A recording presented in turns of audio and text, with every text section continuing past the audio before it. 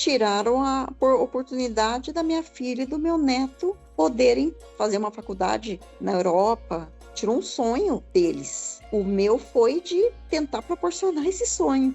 Eu não quero morar na Itália, eu não sou uma pessoa viajada, que viaja muito, mas é o que eu tenho para deixar para minhas filhas. Se elas quiserem fazer uma faculdade na Europa, se elas quiserem ir morar para lá, fazer o que for, é uma porta aberta. É herança da minha família que eu tenho para deixar para elas.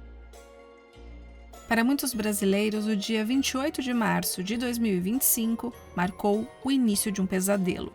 Foi quando, da noite para o dia, o governo da Itália anunciou que apenas filhos e netos de nascidos em solo italiano poderiam solicitar a cidadania por direito de sangue.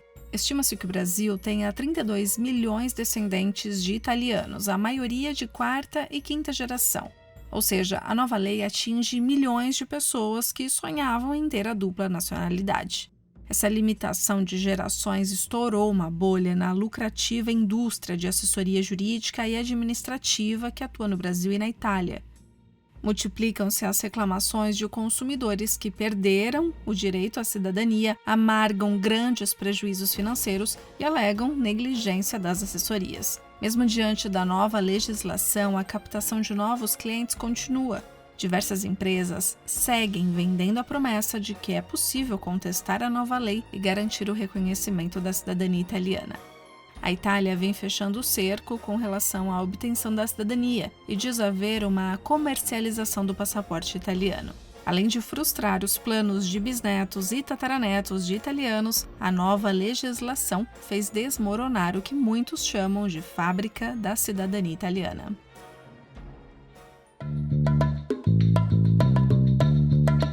Está no ar o DW Revista, o podcast semanal da redação brasileira da DW em Bonn, na Alemanha. Eu sou Fernanda Azzolini e neste episódio eu converso com a minha colega de DW, Heloísa Traiano. Ela e a repórter Amanda Saori entrevistaram diversos brasileiros que denunciam a má conduta de empresas de assessorias e um advogado italiano que representa brasileiros em uma ação judicial que questiona a constitucionalidade da nova legislação.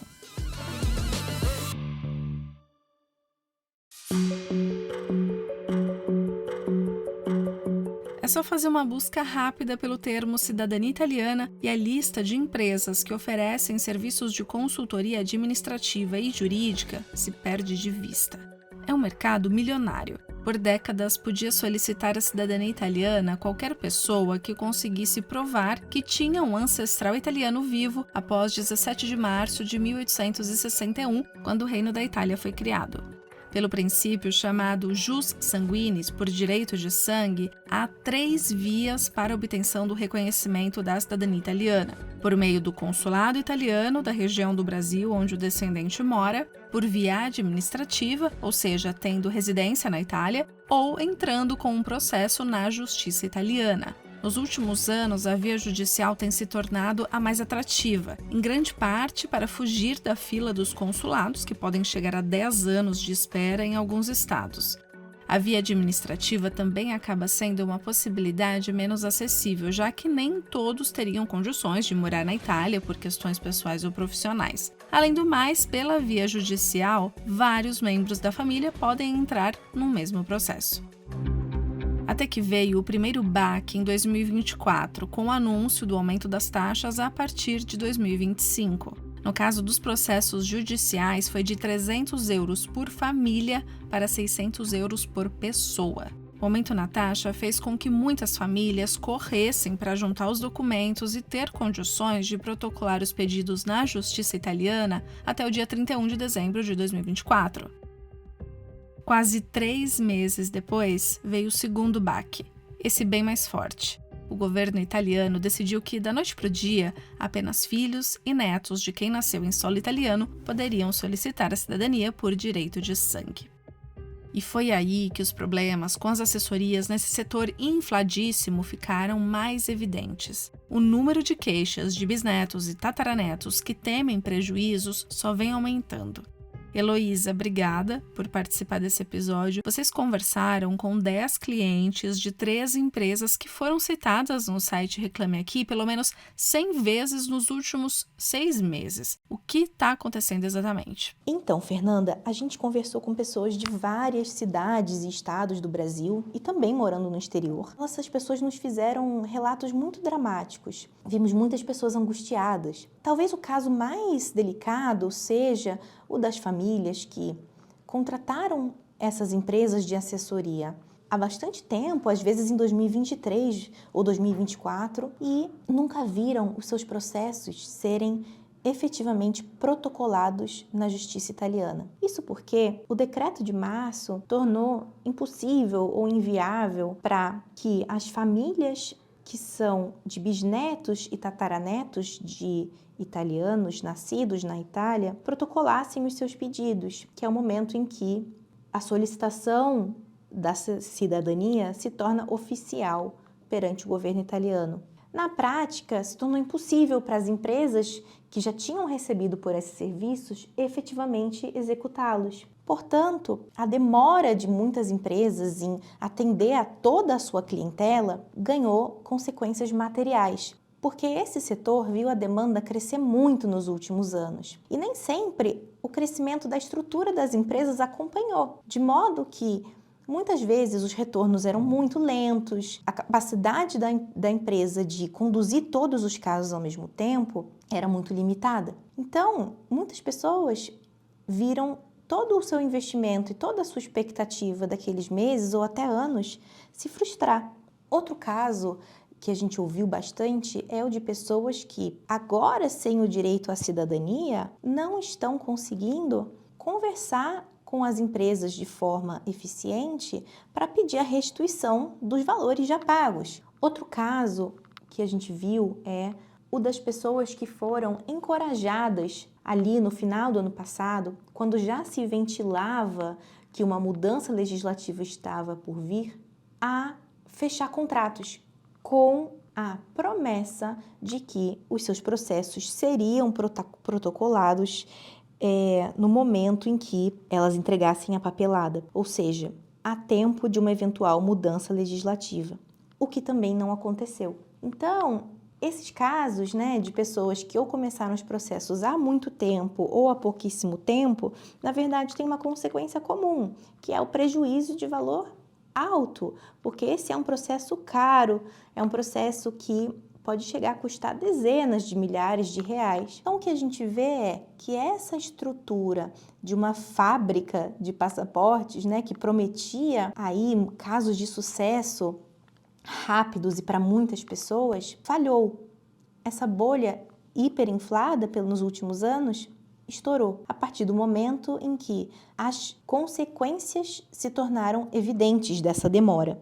As pessoas que estavam há muito tempo nessas filas de espera, de repente perceberam que esse sonho não seria mais possível. E o que as empresas-alvo dessas reclamações disseram a vocês? Das 5 empresas que nós contatamos, porque elas tinham muitas reclamações no Reclame Aqui, apenas 2 nos responderam. E uma não quis se pronunciar sobre os casos que nós levantamos, e a outra nos respondeu, mas dizendo que a maioria das reclamações contra a empresa, na verdade, está atrelada a pessoas que já obtiveram a cidadania italiana reconhecida, o que está em plena contradição com os relatos que a gente ouviu e também com as centenas de reclamação no Reclame Aqui.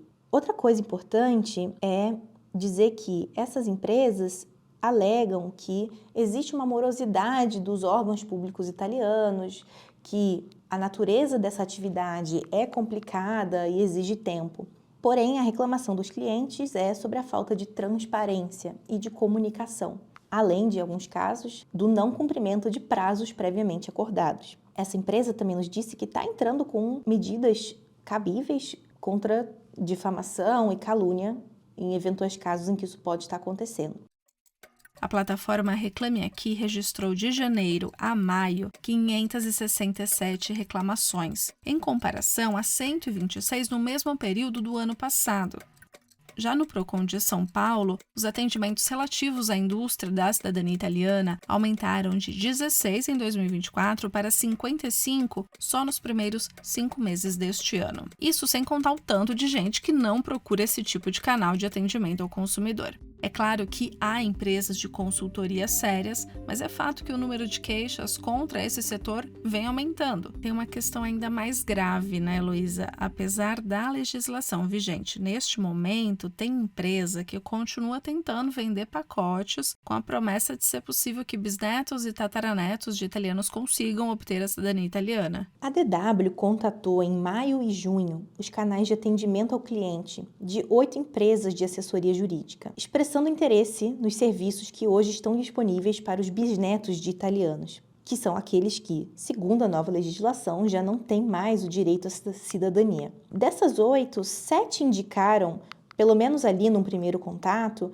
aceitar novos clientes dessa 4ª geração, apesar da legislação vigente. Entre elas, 2 grandes empresas do setor que estão mencionadas na nossa reportagem. Essas empresas estão vendendo a promessa de que ainda vai ser possível para os bisnetos e tataranetos de italiano obter a cidadania, porque existe uma perspectiva de que o desafio à constitucionalidade dessa nova legislação vai reverter as medidas tomadas aí nos últimos meses. O problema é que, por mais que realmente essa disputa esteja ocorrendo na Itália, ainda não é certo. É importante explicar que no dia 24 de junho, daqui a pouco, haverá uma audiência em que 35 requerentes da cidadania italiana, dos quais 23 são brasileiros e outros 12 são uruguaios, vão ter advogados argumentando perante o tribunal que a cidadania por descendência sem limite de geração é constitucional. Essa decisão vai poder embasar uma eventual reversão ou contestação a nível judicial da legislação que hoje está vigente. Então é um momento de muita atenção em que tudo pode acontecer, mas justamente porque há muita incerteza, o conselho de pessoas que são envolvidas na comunidade italiana e buscam representar os interesses dos ítalos descendentes é de aguardar, é de que ninguém se comprometa com novos pagamentos, porque não está claro o que vai acontecer.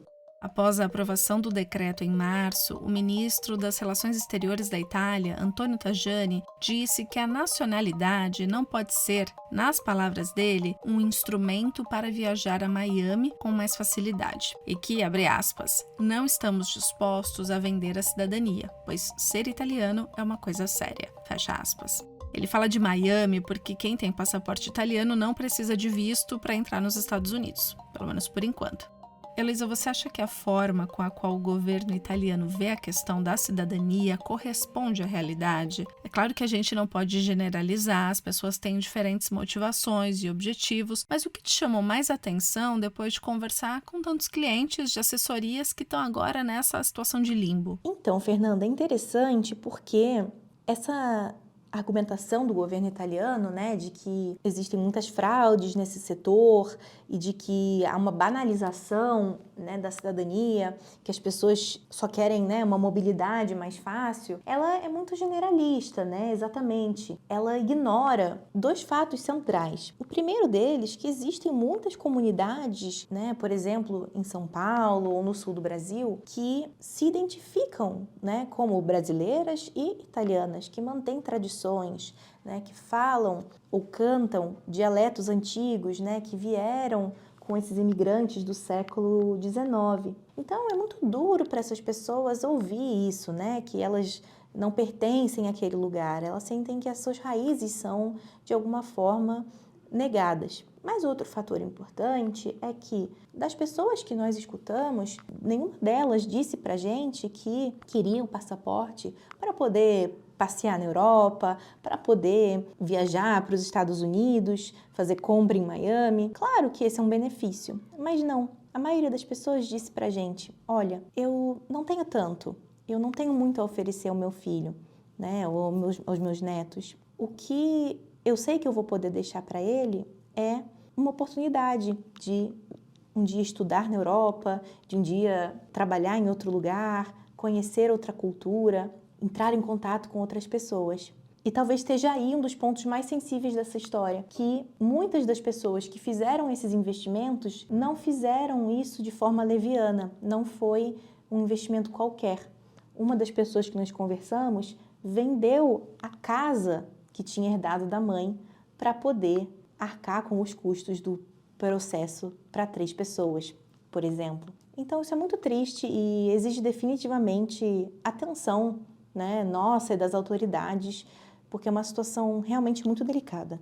Talvez alguém ouvindo a gente esteja passando por um problema parecido. Quais são os direitos do consumidor nesse caso de mudança de lei? O que a pessoa pode fazer? Nós conversamos com o Procon, contamos o que está acontecendo, eles nos explicaram que é direito do consumidor ter os valores ressarcidos por serviços que já não tenham sido prestados, ou melhor, que não tenham sido prestados até o momento do decreto de 28 de março. Isso porque, quando as condições que estavam dadas no momento da assinatura do contrato já não existem e essa mudança de cenário não é culpa do consumidor, a ele não pode ser atribuído ônus, ou seja, isso faz parte do risco inerente à atividade desses prestadores de serviço. O consumidor tem direito a ter o valor devolvido e o valor por serviços já anteriormente prestados pode ser abatido disso. Vemos empresas concordando com o fim dos contratos, mas não aceitando devolver o valor que já foi pago. Então isso não pode, não é assim que funciona. O consumidor que tiver algum problema com as empresas deve procurar o Procon do seu estado ou cidade, mas para reivindicar danos morais ou perdas de outros tipos, aí vira uma briga na justiça. Muito obrigada, Heloísa, pela participação, e a reportagem completa pode ser lida no site da DW Brasil. A edição desta semana do DW Revista fica por aqui. Deixe nos comentários a sua opinião sobre este tema.